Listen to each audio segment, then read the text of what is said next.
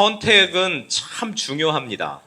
삶의 순간순간 내가 어떤 선택을 했는가, 나의 선택들이 모여서 지금 내가 여기까지 와 있는 것이죠.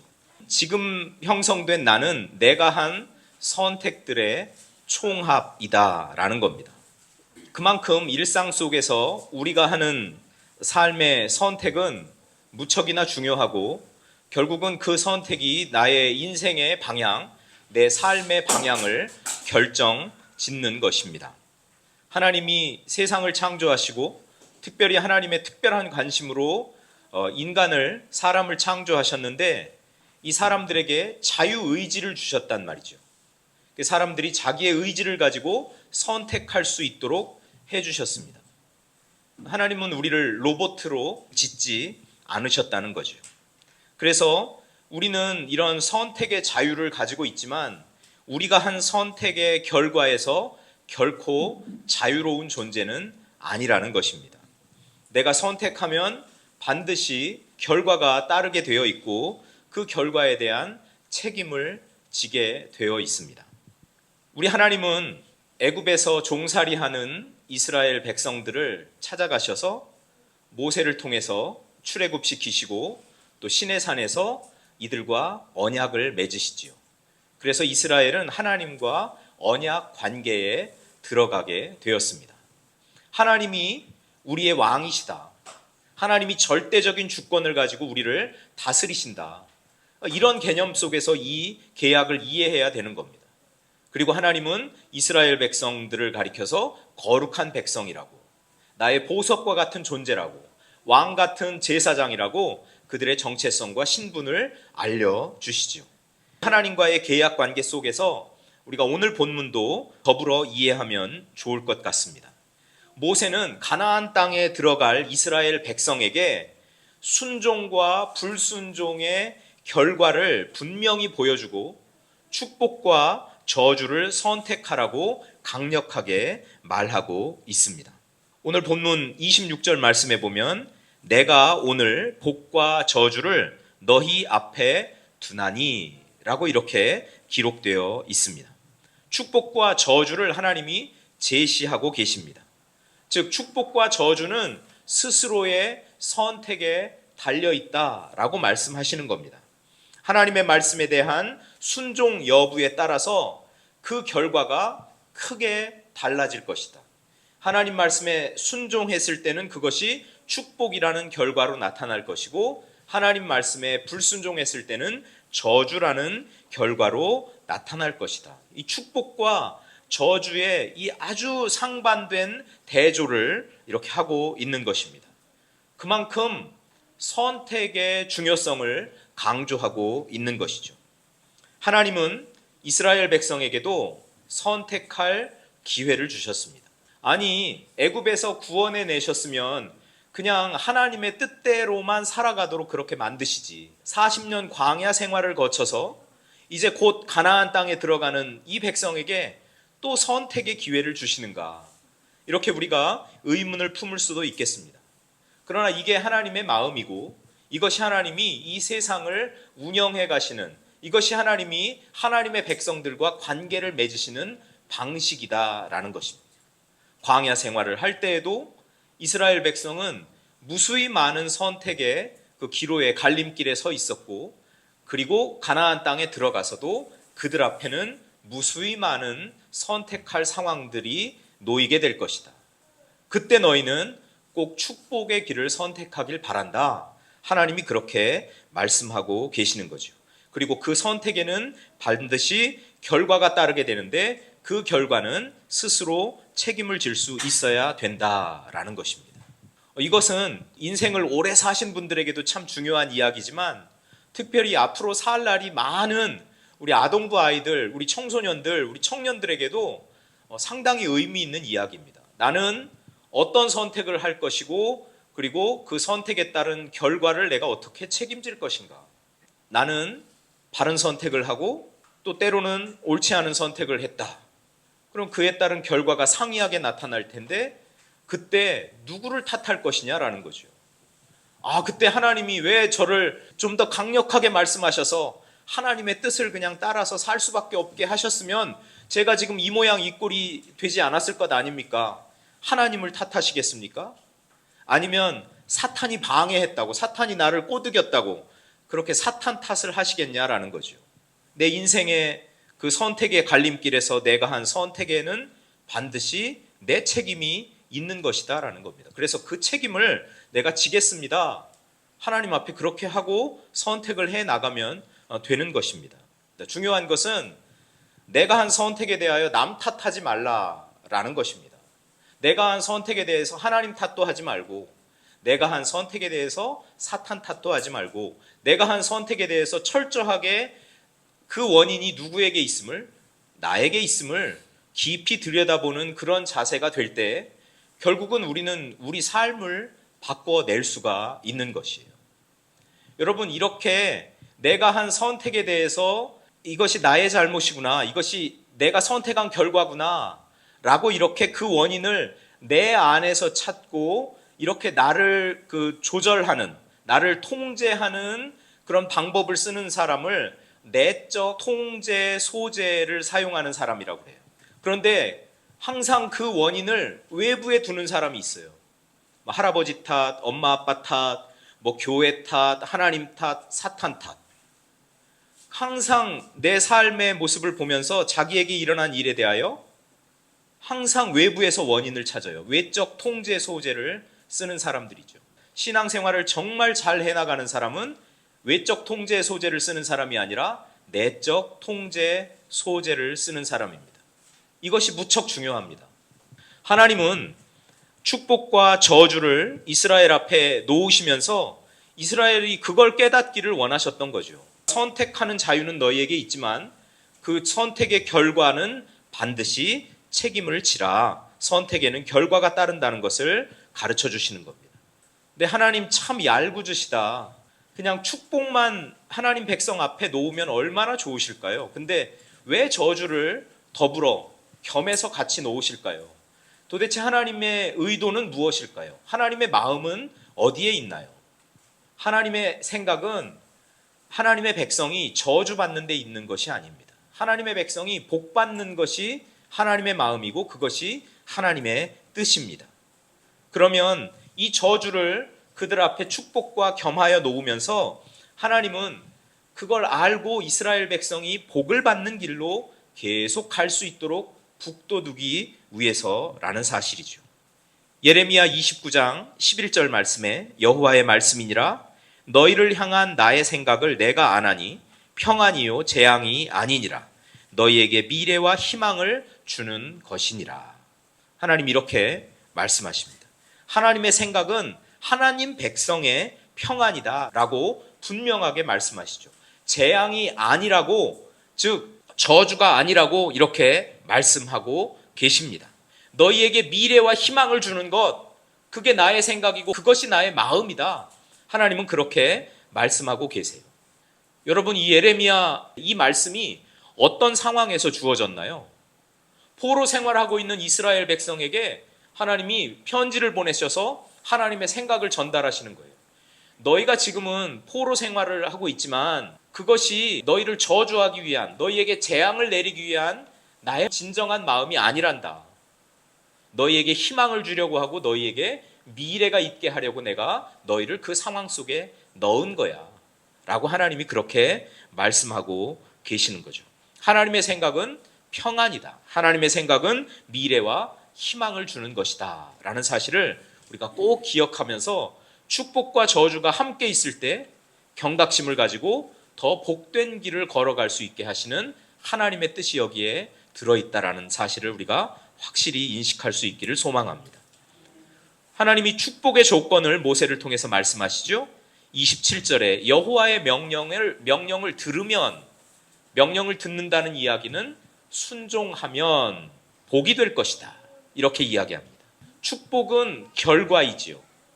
축복은 결과입니다. 하나님의 명령을 듣고 순종하는 데서 오는 겁니다. 우리가 축복을 정의할 때 그렇게 정의하는 것이 맞습니다. 오늘 하나님 그렇게 말씀하시잖아요. 여호와의 명령을 들으면 복이 될 것이다. 여호와의 명령을 순종하면 복이 될 것이다. 하나님의 명령을 듣고 순종하는 것은 우리 마음 깊은 곳에서 일어납니다. 우리 마음 깊은 곳에서 우리 하나님이 유일하신 참 신이라는 사실을 인정하고 그 하나님을 사랑하는데 마음과 뜻과 힘을 다해서 사랑하는 것. 우리 마음 깊은 곳에서 하나님과 이 관계가 형성이 되면 우리 삶에 복이 임하게 된다. 하나님 그렇게 말씀하고 계시는 겁니다. 하나님의 관계, 그리고 하나님의 말씀에 순종한 결과가 축복으로 나타나는 것입니다. 그리고 그것은 내 개인의 삶뿐만 아니라 우리 공동체의 삶을 통해서도 나타나게 되는 거죠. 하나님은 또 모세를 통해서 저주의 조건도 말씀하시죠. 여호와의 명령에 순종하지 않으면, 즉 듣고 따르지 않으면 저주를 받을 것이다. 우상 숭배를 하게 되면 저주를 받을 것이다 라는 것입니다. 내가 살면서 우상 숭배하면 어쩌지? 혹시 그런 걱정하는 분 계세요? 일어나지 않은 일도 걱정하고 생길지 안 생길지도 모르는 일을 미리 막 생각하면서 걱정하고 그러는 사람들이 의외로 많아요. 한번 해보지도 않고 걱정하고. 우상 숭배에 대한 걱정도 그런 것 아니겠어요? 내가 살다가 우상 숭배하면 어쩌지? 저는 그런 걱정할 필요가 없다고 생각해요. 하나님이 하나님을 사랑하는 방법을 가르쳐 주셨잖아요. 우리 하나님이 참 신이다 라는 것을 인정하면 어디 우리 눈이 다른 데로 갈 데가 없지요. 그리고 그 하나님을 열렬히 사랑하면 하나님께 더 가까이 나아가게 되잖아요. 하나님을 경외하게 된다라는 거죠. 이스라엘 백성에게 하나님이 저주의 조건을 주셨습니다. 축복은 순종의 결과라고 말씀드렸어요. 저주는 불순종의 대가입니다. 그리고 우상 숭배에 대한 심판으로 주어지는 겁니다. 그래서 우리가 내가 살다가 우상 숭배하면 어쩌나 그런 염려하기 전에 먼저 우리의 초점을 하나님께 맞추고 우리 하나님을 더 열렬히 사랑하는 일에 최선을 다해가는 저와 여러분들이 될 수 있기를 축복합니다. 출애굽한 1세대는 다 광야에서 죽었습니다. 여호수아와 갈렙을 제외하고 말이죠. 이 광야에서 죽었던 사람들의 특징을 여러분 한번 몇 가지로 요약을 해볼 수가 있어요. 누가 죽었는가? 광야에서 누가 죽었는가? 한번 살펴볼까요? 첫 번째로 하나님을 신뢰하지 않고 하나님의 약속을 붙잡지 않은 사람들이 죽었어요. 또 하나님의 말씀을 들었지만 순종하지 않는 사람, 같은 맥락입니다. 그런 사람들이 죽어간 겁니다. 하나님의 말씀을 순종하지 않고 그냥 자기의 길을 가는 거죠. 하나님이 주신 것에 감사하지 못하고 끊임없이 원망과 불평을 냈던 사람들, 그런 사람들이 광야에서 죽어갔죠. 이런 사람들은 결국 어떤 사람들이었어요? 하나님을 신뢰하지 못하고 하나님을 믿지 못하고 하나님을 사랑하지 못하고 하나님의 하나님 되심을 인정하지 못하고 하나님을 대적한 사람들이었습니다. 그렇기 때문에 그들은 광야에서 죽을 수밖에 없었고 하나님이 약속하신 가나안 땅은 들어갈 수가 없었던 것입니다. 불순종의 대가가 이렇게 크다라는 사실을 우리가 보게 되는 거죠. 29절에 하나님은 이스라엘 백성에게 그리심산과 에발산에서 이 축복과 저주를 선포하라고 이렇게 말씀하시는데 우리 한번 같이 읽어볼까요? 내 하나님 여호와께서 네가 가서 차지할 땅으로 너를 인도하여 들이실 때에 너는 그리심산에서 축복을 선포하고 에발산에서 저주를 선포하라. 아직 이스라엘 백성은 가나안 땅에 들어가지 않았습니다. 이제 곧 들어가게 될 겁니다. 그리고 가나안 땅에 들어가면 그들이 세겜이라는 곳에 가게 되는데 이 세겜이라는 땅은 이스라엘 영토의 중앙 부분에 해당하는 땅입니다. 그리고 세겜의 남쪽과 북쪽에는 높은 산이 있는데 남쪽에 있는 산이 그리심산이고 북쪽에 있는 산이 에발산입니다. 남쪽에 있는 이 그리심산은 비옥하고 푸른 모습을 가지고 있는 그런 산입니다. 그리고 북쪽에 있는 에발산은 약간 삭막한 그런 모습을 갖추고 있는 그런 산이죠. 그래서 이스라엘 백성에게 하나님이 이 그리심산과 에발산에서 축복과 저주를 선포하라 이렇게 명령을 하십니다. 실제로 이 하나님의 명령은 여호수아 8장에 가면 실현이 됩니다. 여호수아와 이스라엘 백성이 여리고 성도 정복하고 아이 성도 정복한 다음에 이 세겜에 갔을 때 그리심산과 에발산에 이 12지파를 반반으로 세우고 거기에서 축복을 그리고 저주를 선포하게 되는 것이죠. 하나님이 이스라엘 백성을 지금 시청각 교육을 하고 있는 겁니다. 축복과 저주는 실체가 없어요. 그러니까 눈에 보이지 않는단 말이죠. 그런데 이스라엘 백성에게 그걸 시각화해서 하나님이 보여주시는 겁니다. 그러니까 이스라엘의 중앙 부분을 그들이 통과할 때마다 남쪽 북쪽에 있는 산을 보면서 뭘 떠올리겠어요? 아, 내 앞에 축복과 저주가 놓여 있구나. 내가 하나님의 말씀을 순종하면 이 그리심산의 저 푸르름과 저 비옥함처럼 하나님의 복을 받게 될 것이고, 내가 하나님 말씀에 불순종해서 우상 숭배에 빠지면 내 삶은 저 에발산처럼 삭막하게 되겠구나. 내 인생의 총체는, 인생의 총합은 저주가 되겠구나 라는 것을 떠올리게 해주는 그림 메시지가 되는 것이죠. 하나님이 지으신 첫 인간은 하나님의 그 구원 그 계획을 온전히 이루지를 못했죠. 그래서 하나님 말씀에 불순종하고 결국은 에덴에서 추방이 되고 고된 삶을 살 수밖에 없었습니다. 그래도 그런 하나님의 백성들을 향하여 하나님은 구원의 길을 열어놓으셨는데, 그게 구약에서는 제사 제도를 통해서 하나님이 이스라엘 백성이 다시 하나님과 관계를 맺을 수 있는 길을 열어놓으신 것이고, 신약에서는 예수 그리스도의 십자가를 통해서 다시 하나님과 화해하고 회복할 수 있는 길을 열어놓으셨습니다. 그러니까 저와 여러분은 지금 구약 시대에 살지 않고 신약 시대를 넘어서 지금 새로운 시대를 살고 있습니다. 예수 그리스도를 통해서 열린 그 구원의 시대를 살고 있는 겁니다. 그러니까 저와 여러분의 삶에는 예수 그리스도가 축복입니다. 예수 그리스도를 붙잡는 것이 축복이다라는 사실이죠. 우리는 예수 그리스도를 통해서 축복을 받습니다. 예수 그리스도를 붙잡는 사람들이 영원한 생명을 얻습니다.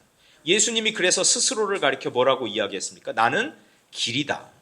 나는 진리다. 나는 생명이다. 예수 그리스도라는 그 길을 따라가면, 즉 예수 그리스도와 함께 그 길을 함께 동행하면 그 길이 바로 진리의 길이고 그 길은 영원한 생명과 연결되어 있다라는 겁니다. 예수 그리스도를 선택한 그 결과는 축복으로 이어지게 되어 있다라는 사실이죠. 요한복음 15장 10절에 예수님이 이렇게 말씀하십니다. 내가 아버지의 계명을 지켜 그의 사랑 안에 거하는 것 같이 너희도 내 계명을 지키면 내 사랑 안에 거하리라. 예수 그리스도를 닮는 것입니다. 예수 그리스도의 가르침을 내가 따라 사는 것입니다. 그러면 그 삶의 결과는 우리에게 축복입니다. 그 삶의 결과는 복되다라는 것이죠. 우리가 예수 그리스도를 따라가면서 부족함이 많은 사람들이지요. 때로는 내 욕심대로 살 때도 있고 고집을 부릴 때도 있고 교만할 때도 있어서 하나님의 뜻, 또 예수 그리스도의 가르침을 삶 가운데서 온전히 이루어내지 못할 때가 사실 많습니다. 그때 내 죄가 드러나고 나의 부족함이 드러나면 하나님 앞에 나아가서 우리 죄를 자복하고, 그리고 우리를 용서해 주시는 하나님의 그 용서의 은혜, 그것을 우리가 체험하고 경험하고, 그리고 하나님이 주시는 그 은혜와 복 가운데 계속해서 거할 수 있는 것이죠. 매일매일 저와 여러분은 축복과 저주의 갈림길에 서 있는 것입니다. 그리고 우리의 선택이 총체적으로 복된 삶인지 아니면 저주의 삶인지를 결정한다라는 사실을 기억하면서 이 선택의 무게, 선택의 중요성을 다시 한번 인식하는 이 아침이 되었으면 좋겠습니다. 그러면 우리는 어떻게 선택해야 되느냐? 예수님처럼 선택할 수 있기를 바랍니다. 예수님이 가신 그 길을 따라갈 수 있기를 소망합니다. 그 길은 좁은 길입니다. 무엇이 하나님 나라를 이롭게 하는 일인가? 무엇이 하나님을 극진히 사랑하는 길인가? 무엇이 하나님을 열렬히 사랑하는 길인가? 무엇이 하나님의 존재를 인정하는 길인가를 떠올리면서 하나님을 사랑하는 방법에서 배운 그 질문들을 던져가면서 선택을 해 나가면 되는 거죠. 내가 이 선택을 하는데 이것이 과연 하나님을 사랑해서 하는 선택인가? 여기에 정말 하나님을 열렬히 사랑하는 나의 마음이 들어있는가? 이런 질문들을 우리가 던져보면 되는 거죠. 매일매일 우리는 축복과 저주의 갈림길에 서 있지만 하나님의 존재를 인정하고 하나님을 열렬히 사랑하는 방식으로 예수 그리스도가 갔던 그 길을 따라서 바른 선택을 하고 그 결과로 복된 삶을 누리는 저와 여러분 다 될 수 있기를 축복합니다.